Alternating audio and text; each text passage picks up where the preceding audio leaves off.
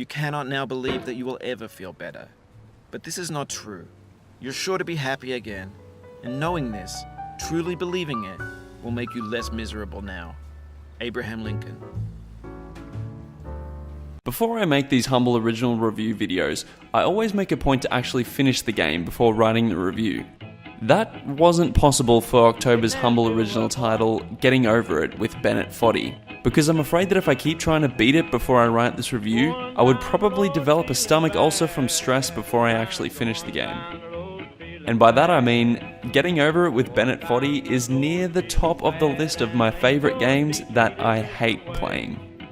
Some of you may already know Bennett Foddy as the creator of the hit browser game QWOP, in which you awkwardly use the keyboard to control the legs of a sprinter trying to complete the 100-meter dash. Getting Over It is something of a spiritual successor to QWOP, in that you use the mouse to control the top half of a man stuck in a cauldron as he tries to climb a mountain with a sledgehammer. You heard me. Despite it being a completely different setting, visual style, task and protagonist, Getting Over It is like a spiritual successor to QWOP in the way that the actual aim of the game is to master the bizarre control scheme in order to achieve the task at hand. The movement of the mouse cursor maps to the movement of the hammer, and you'll need to utilise a number of different hammer techniques to overcome the various obstacles in your way.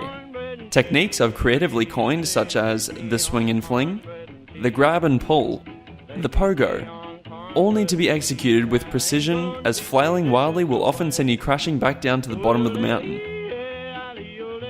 To make matters worse, not only will falling to the bottom of the mountain set you back possible hours of hard work, it's usually accompanied by a small quip from the game's narrator who acknowledges your failure for you.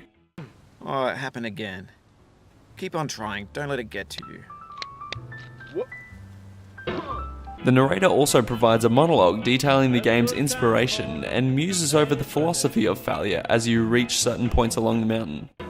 Imaginary mountains build themselves from our efforts to climb them, and it's our repeated attempts to reach the summit that turns those mountains into something real. It's actually a nice touch that provides a small motivation to try and make it that tiny bit further. It even makes failure somewhat interesting, as you might get to hear a new inspirational quote, or even an old-timey depressing tune.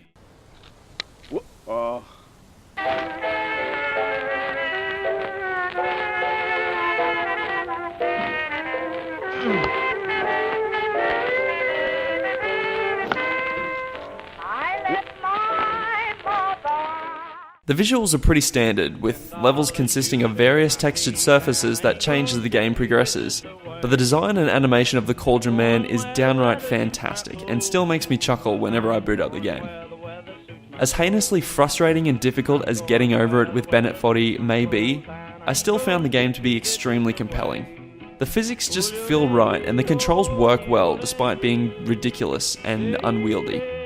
Not everyone will get the same enjoyment from repeated crushing failure, but if you're looking for a unique challenge, the mountain awaits.